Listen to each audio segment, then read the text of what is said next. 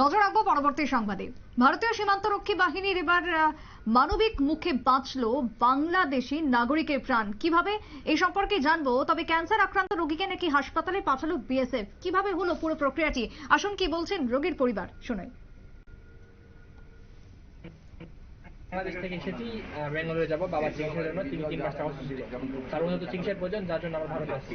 বলছি বাংলাদেশে তো এখন অগ্নিগর্ভ অবস্থা, কি করে নিয়ে এলে? আমরা অ্যাম্বুলেন্স করে নিয়ে আসছি। এখন আজকে আপাতত স্বাভাবিক আছে, সবকিছু চলাচল করতেছে, যানবাহন, দেশের অবস্থা এখন স্বাভাবিক। কোথায় নিয়ে যাবার চিকিৎসা করাতে? বেঙ্গালুরুতে। তোমার নাম? আমার নাম মোহাম্মদ আলামিন হক।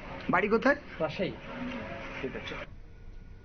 আপনারা শুনলেন বক্তব্য রোগীর পরিবারের। তবে এই মুহূর্তে দাঁড়িয়ে বাংলাদেশের যা পরিস্থিতি, তাতে করে কিভাবে ভারতে তারা আসছেন এবং কিভাবে তারা সহযোগিতা পেলেন বিএসএফ এর, জানবো বিস্তারিত। অঞ্জন শুকুল রয়েছেন সাংবাদিক এই মুহূর্তে টেলিফোন লাইনে। অঞ্জন দা, ভারতীয় সীমান্তরক্ষীর দ্বারাই নাকি বাংলাদেশি নাগরিকের প্রাণ বাঁচলো, সহযোগিতা পেয়েছেন, যাতে করে খুশি। কিভাবে হলো পুরো প্রক্রিয়াটি, কি জানতে পারছো তুমি? দেখো, বাংলাদেশের অশান্ত পরিস্থিতির মধ্যে বিএসএফ এর মানবিক মুখ দেখলো সারা ভারতবাসী তথা বিশ্ববাসী। প্রতিবেশী রাষ্ট্র বাংলাদেশের পরিস্থিতি এই মুহূর্তে কিন্তু অগ্নিগর্ভ। দেশের প্রধানমন্ত্রী শেখ হাসিনা পদত্যাগের পর এই মুহূর্তে দেশের দায়িত্বভার নিয়েছে বাংলাদেশের সেনাবাহিনী। আর রাষ্ট্র বাংলাদেশের পরিস্থিতি এখনো বিদ্যমান। ভারত বাংলাদেশের আন্তর্জাতিক সীমানা সম্পূর্ণ বন্ধ করা আছে, যদিও আমরা জানি জেদের সীমান্ত এলাকাটা কিন্তু খোলা আছে। এবার গত দুদিন ধরে এক মারাত্মক অসুস্থ রোগী, সে ভারতে আসবার জন্য, চিকিৎসা আসবার জন্য অনেক চেষ্টা করেছিলেন, কিন্তু তারা কোন রকম ভাবে আসতে পারেনি। না ছিল যানবাহন, না ছিল কোন রকম সাহায্য বা সহযোগিতা। আজকে কার্ফিউ সকালবেলায় উঠতে বাংলাদেশের থেকে একটা অ্যাম্বুলেন্স করে সীমানা পর্যন্ত এসেছিল, অর্থাৎ ভারত বাংলাদেশ সীমান্ত, জেদের সীমান্ত পর্যন্ত এসেছিল। কিন্তু তারপরেও সঠিকভাবে তাদের কাছে কোনো কাগজপত্র তৈরি ছিল না। বাংলাদেশের হাইকমান্ড কমিশনারকে এই ব্যাপারে জানায়। হাইকমিশনার বিএসএফ কে নির্দেশ দেয় অতি দ্রুত যাতে সে চিকিৎসা ব্যবস্থা পায়। তখনই বাংলাদেশের তরফ থেকে যারা জানিয়েছিলেন বা পরিবার জানিয়েছিলেন, তাদের ডাকে সাড়া দিয়ে বিএসএফ এর যে কোম্পানি কমান্ডেন্ট আছেন, তিনি কিন্তু সঙ্গে সঙ্গে যাতে তার বিষয় এবং তার সমস্ত সরকারি কাগজপত্র করা যায় সেটা চেষ্টা করেছেন।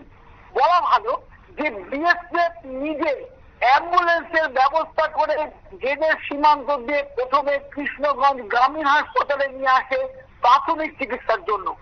তারপরে সেই রোগীকে যাতে বেঙ্গালুরুতে যেতে পারে তার ব্যবস্থা করে দেয় বিএসএফ। বাংলাদেশের পরিবারগুলি, যাদের পরিবার অর্থাৎ যে রোগী এসেছেন, তারা কিন্তু বিএসএফ এর এই কাজে খুব খুশি। বলা যেতে পারে বাংলাদেশের যখন অগ্নিগর্ভ অবস্থা, সেই সময় কিন্তু বিএসএফ আবার একবার দেখালো তাদের মানবিক মুখ।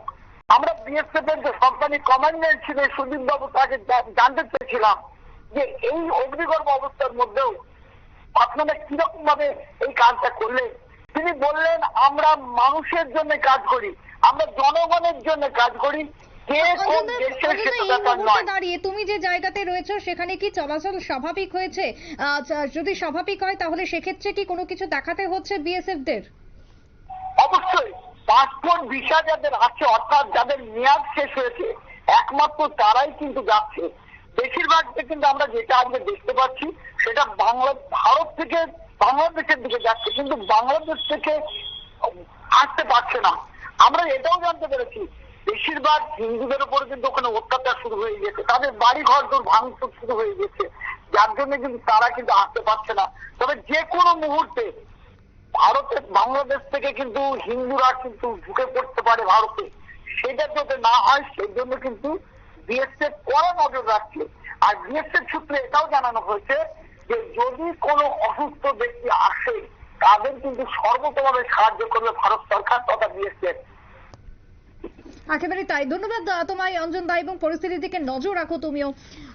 কথা বলছিলাম এই মুহূর্তে সাংবাদিক অঞ্জন শুকুল ছিলেন আমাদের সাথে। তবে যে ছবি আমরা দেখতে পাচ্ছি তাতে করে সীমান্তরক্ষী বাহিনীর যে ভূমিকা সেটা আরো একবার প্রশংসার দাবি রাখে। কারণ ভারত এই মুহূর্তে যেটা বারবার বলতে হয় যে জগৎ সভা শ্রেষ্ঠ আসন লাভে, সেটাই যেন কোথাও গিয়ে প্রমাণিত হচ্ছে বাংলাদেশের এই পরিস্থিতিতে ভারতবর্ষের এই ভূমিকাকে ঘিরে। ছোট্ট বিরতির পর ফিরে আসবো, সঙ্গে থাকুন।